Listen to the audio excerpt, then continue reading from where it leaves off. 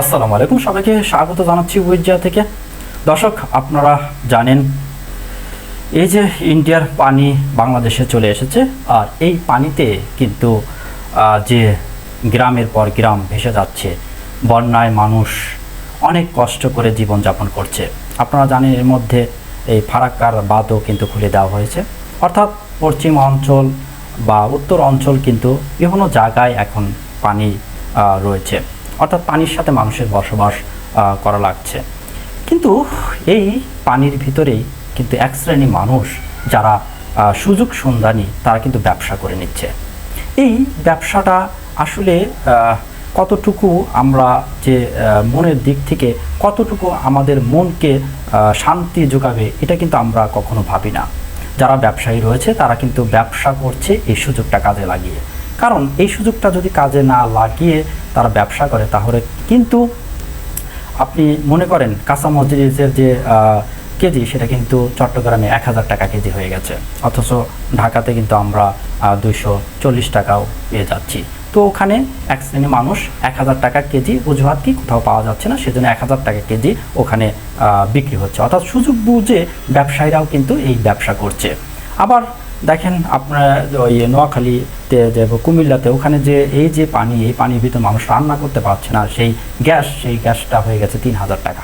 তো এই যে আসলে আমরা সুযোগ বুঝে ব্যবসা করছি, এটা কিন্তু ঠিক না। এই যে ছেলেরা অনেক কষ্ট করে দেশটা দ্বিতীয়বার স্বাধীন করলো, তারপরেও যদি আমরা আগের মতোই আমরা ব্যবহার করি, তাহলে আমরা কি পরিবর্তনটা পেলাম, অর্থাৎ কি পরিবর্তনটা আমাদের আসবে? এই যে আমি নিউজটা দেখলাম, চিরা মুড়ি কোথাও পাওয়া যাচ্ছে না, গুড় কোথাও পাওয়া যাচ্ছে না। যে বস্তা ছিল মুড়ির 3000 টাকা, সেই বস্তা হচ্ছে 4000 টাকা। আবার দেখেন ওখানে কিন্তু কারেন্ট নেই, বিদ্যুৎ নেই, অন্ধকার। মোমবাতি, সেই মোমবাতি 10 টাকা 5 টাকা মোমবাতি হয়ে যাচ্ছে 55 টাকা, অর্থাৎ 50 টাকা একটা মোমবাতির দাম। তাহলে এই যে আমরা সুযোগ বুঝে ব্যবসা করছি, অর্থাৎ এই সুযোগ বুঝে ব্যবসা কতদিন করবেন আপনি? তাহলে কি এই দেশটা পরিবর্তন হবে না? এই দেশটা যে এই যে এত রক্ত দিয়ে একটি পরিবর্তন মূলক চেষ্টা করা হচ্ছে, তাহলে কি এটা আর পরিবর্তন হবে না?